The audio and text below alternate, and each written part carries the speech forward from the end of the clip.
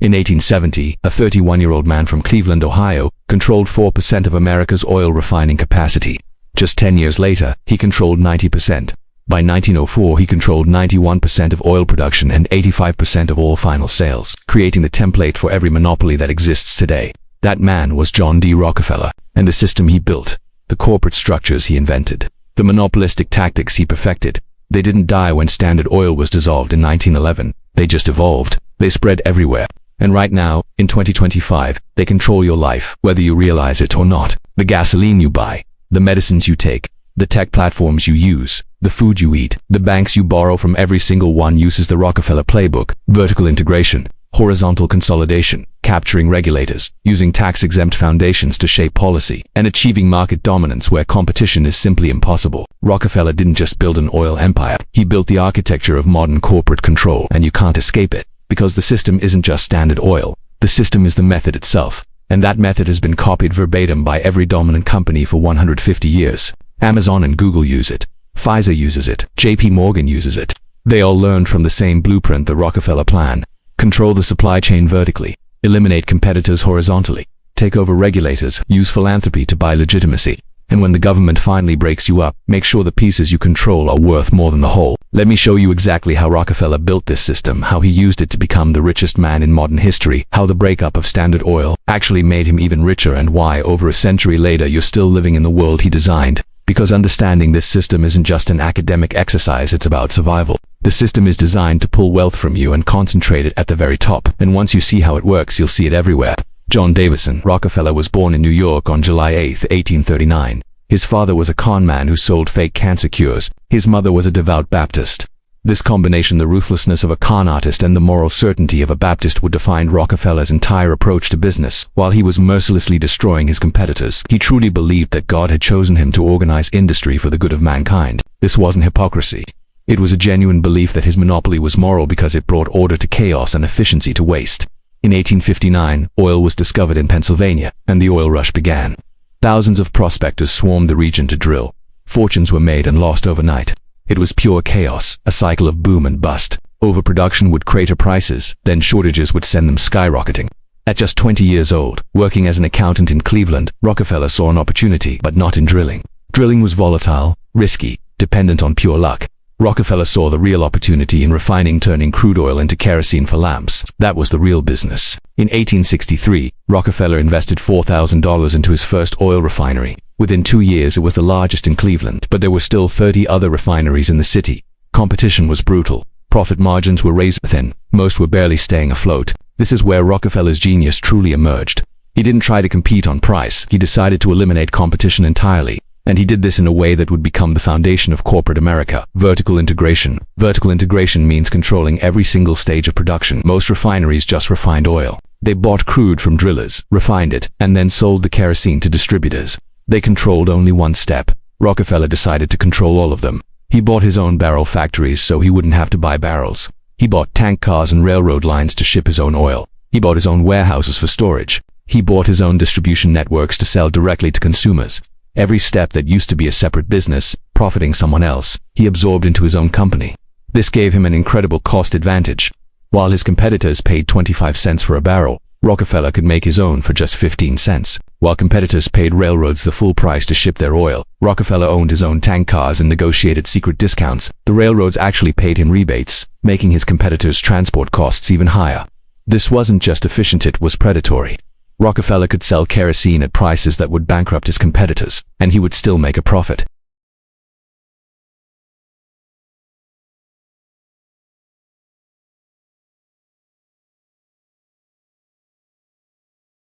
Hey everyone, welcome back. So, Rockefeller had his vertical integration sorted, but he only controlled 4% of the American refining industry. That was never going to be enough. So he launched phase 2 of his grand strategy: horizontal integration. If vertical integration is about controlling the whole supply chain, horizontal integration is much simpler. You buy or eliminate every single one of your competitors. In 1872, Rockefeller unleashed what historians now call the Cleveland Massacre. For 3 intense months, he went to every single refinery owner in Cleveland. He'd make them an offer to buy their business. If they said yes, he'd pay a fair price and often keep them on as managers. But if they refused, he would start a price war. It was a brutal but effective tactic. Rockefeller would slash the price of kerosene, selling it for less than it cost to make. Competitors who couldn't match his low production costs started losing money on every single barrel they sold. They had two choices: sell out to Rockefeller or go completely bankrupt. Most of them sold. The few who tried to fight back, they all lost. By the end of 1872, Rockefeller owned 25 out of Cleveland's 26 refineries. In just 3 months, he went from controlling 4% of America's refining capacity to 25%. His plan was clear: offer to buy, and if they refuse, crush them economically and buy what's left. This ruthless method would become the blueprint for monopolies in every industry for the next 150 years. But Rockefeller didn't just want Cleveland, he wanted all of America. Throughout the 1870s, he expanded Standard Oil across the country, buying up refineries in New York, Philadelphia, Pittsburgh, and Baltimore. The strategy was always the same. First, get secret discounts from the railroads to keep his transportation costs lower than anyone else's. Second, use his vertical integration to keep production costs at rock bottom. And third, launch ruthless price wars to destroy anyone who dared to stand in his way. By 1879, Standard Oil controlled an astonishing 90% of America's oil refining. That's not just a business, that's a monopoly. But this is where Rockefeller's true genius really shines. He understood that monopolies have two major problems. First, they were illegal. The government was already working on laws like the Sherman Antitrust Act of 1890, specifically designed to break up companies like his. Second, people hated them. The public saw Rockefeller as a robber baron, a ruthless tyrant, and he was often called America's most hated man. Rockefeller's solution to both problems was brilliant. The trust. In 1882, his lawyers created the Standard Oil Trust. See, Standard Oil of Ohio couldn't legally own companies in other states, but as a trust, it could. Rockefeller created a trust that held the shares of all the Standard Oil companies. 41 shareholders, all Rockefeller and his closest allies, controlled this trust, and the trust controlled all the companies. This was the first major corporate trust in American history, and it became the model for every trust that followed. The Sugar Trust, the Tobacco Trust, the Steel Trust, they all copied Rockefeller's structure. This allowed him to control a nationwide monopoly while technically staying within the law. More importantly, it created a new kind of legal entity, the holding company. A company that doesn't produce anything itself but simply owns other companies. Think about it. Berkshire Hathaway, Alphabet, Meta, Amazon, they are all modern descendants of Rockefeller's trust. By 1904, Standard Oil controlled 91% of oil refining and 85% of final sales in America. Rockefeller was the richest man in the world. But the public's anger was growing. In 1911, the Supreme Court finally ruled that Standard Oil was an illegal monopoly and ordered it to be broken up into 34 separate companies. This should have been the end. But it wasn't. It was just the next stage of evolution. Because when Standard Oil was broken up, Rockefeller still owned shares in all 34 new companies. Standard Oil of New Jersey became Exxon. Standard Oil of New York became Mobil. Standard Oil of California became Chevron. The breakup didn't destroy Rockefeller's wealth, it multiplied it. Before the split, Standard Oil stock was worth about $600 a share. After, the combined value of his shares in the new, smaller companies skyrocketed. At his peak, his fortune was equivalent to over $400 billion today. That's more than Jeff Bezos, Elon Musk, and Bill Gates combined. He became the single richest individual in modern history, all thanks to a system he perfected. You think you know the story of Standard Oil's breakup, right? The government stepped in, broke up the monopoly, and the good guys won. Well, that's not quite what happened. When Standard Oil was split into 34 separate companies in 1911, something strange occurred. Instead of collapsing, John D. Rockefeller's personal wealth tripled. The combined value of those 34 companies soared to over $2,000 per share. So, what gives? The breakup forced each new company to compete, which actually boosted innovation and efficiency. But here's the real kicker. Dividing a national monopoly into 34 regional monopolies isn't really breaking it up, it's just reorganizing it. Each company still dominated its local market. Over the next century, the pieces quietly started coming back together.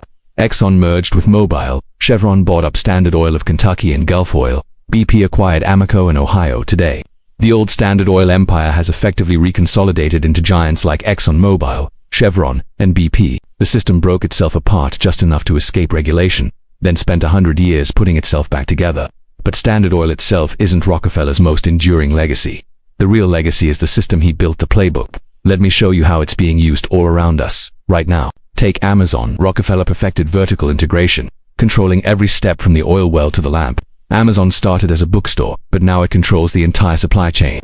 It owns the warehouses, the logistics network, the delivery trucks, and even the cloud infrastructure that hosts its competitors' websites. Amazon Web Services, or AWS, brings in over $90 billion a year. That's more than Amazon's entire retail profit. Rockefeller controlled oil.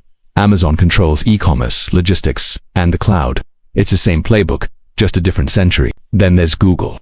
Rockefeller created a trust, a single parent company controlling multiple operating companies. Today, we call that a holding company. Alphabet is the parent company that owns Google, YouTube, Waymo, and dozens of other subsidiaries. This structure shields the core business and allows for expansion into new, unrelated markets, all under one corporate umbrella. Sound familiar? And what about the pharmaceutical industry? Rockefeller didn't just win in the marketplace. He shaped the rules of the game. He lobbied for regulations that benefited Standard Oil and crushed his smaller rivals. Today, big pharma companies are masters of this. They help fund the FDA through user fees. They lobby politicians for longer patent protections. They have a powerful hand in writing the very regulations that are supposed to govern them. Control the regulators, control the market. It's a lesson learned directly from Rockefeller. Even our financial system runs on his model. JP Morgan Chase, Bank of America, Citigroup, they are all massive holding companies. When the government tried to regulate the banks after the 2008 financial crisis, this structure made it incredibly difficult. Do you regulate the parent company or its hundreds of subsidiaries? Rockefeller figured out that puzzle back in 1882, but perhaps his most brilliant innovation was philanthropy. In 1913, he established the Rockefeller Foundation. On the surface, it was about giving back, funding medical research, education, and public health. America's most hated man was transforming into a beloved public figure. But look deeper. The foundation was a way to shelter his wealth from taxes. It allowed him to control which universities and which research projects got funding, effectively shaping what was taught and discovered. For example, the Rockefeller Foundation was instrumental in creating the modern medical school model, one that heavily emphasized pharmaceutical drugs over other forms of care. And wouldn't you know it, the chemical divisions of Standard Oil evolved into pharmaceutical companies that profited immensely from this new model. Today, this playbook is standard practice for the ultra-wealthy. The Bill and Melinda Gates Foundation, the Chan Zuckerberg Initiative, these aren't just acts of charity. They are powerful tools for tax efficiency, estate planning, and influencing public policy on a global scale. Rockefeller invented the model.